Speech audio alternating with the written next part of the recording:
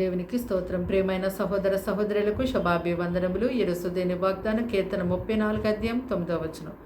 యెహోవా భక్తులారా ఆయనందు భయభక్తులు ఉంచుడి, ఆయనందు భయభక్తులు ఉంచువానికి ఏమీ కొదవలేదు. చూడండి, ఈ లోకంలో ఉన్నటువంటి జనులలో అనేక మంది క్రీస్తును కలిగి ఆయన వెంబడిస్తూ ఉన్నారు.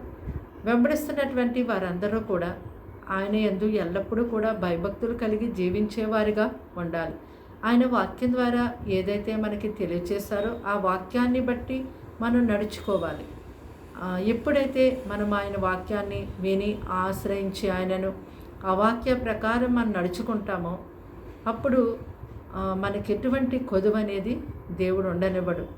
ఏ సమయంలో ఏది కావాలో, ఎలాగా శ్రమ నుండి విడిపించాలో, ఎలాగా మనకి నెమ్మది ఇవ్వాలో, ఏ రీతిగా మనల్ని పోషించాలో, ఏ రీతిగా దేవుడు మనల్ని ఆదుకోవాలో అన్నీ కూడా ఆయనే చూసుకుంటారు.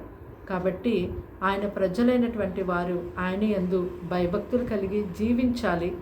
ఆయనను ఆశ్రయించినప్పుడు ఎటువంటి కొదువ లేకుండా తన ప్రజలని ఆయన ఎంతో పోషించి నడిపించి కాపాడుతారు. ప్రార్థన.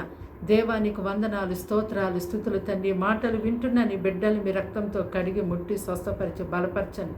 వారికి వారి ఇంటి వారికి రక్షణ ఇవ్వండి. ఇదిగో తండ్రి నిన్ను ఆశ్రయించున్నారు, వారికి ఏది కొదువ చేయనని మీరు సెలవిచ్చారు. అయ్యే మాట నమ్మి ఎంతగానో తండ్రి నీ యందు భయభక్తులు కలిగి జీవించుట వీరికి నేర్పించండి. ఈ దినమంతా వారికి వారి సమస్త విషయాలకి నీ బలమైన అగ్ని కంచి వేతండి. ఎంతో నీ యందు భయపడి లోబడి నీ మాటకు విధేయత చూపించే ప్రజలుగా వీరిని ఆశీర్వదించండి. అయ్యా, నీకు లోబడలేని కఠిన హృదయము తీసివేతండి. ఇదిగో నాయన, సాతాను శక్తుల ప్రభావం దూరపరచండి. మీ ప్రజల్ని ఎంతగానో మీ రక్తంతో కడిగి బలపరిచి స్వస్థపరిచి నిలబెట్టమని, మరి ఏదైతే నీ తట్టు తిరిగి మొరపెడుతున్నారో ఆ ప్రార్థన ఆలకించండి. ప్రార్థన చేయలేని వారికి ఉన్న వారందరినీ ప్రార్థించే వారిగా వారిని లేవనెత్తమని, దీవించమని యేసు నామములో అడిగి వేడుకుంటున్నాం ప్రియ పలుకుతండి. ఆమేన్.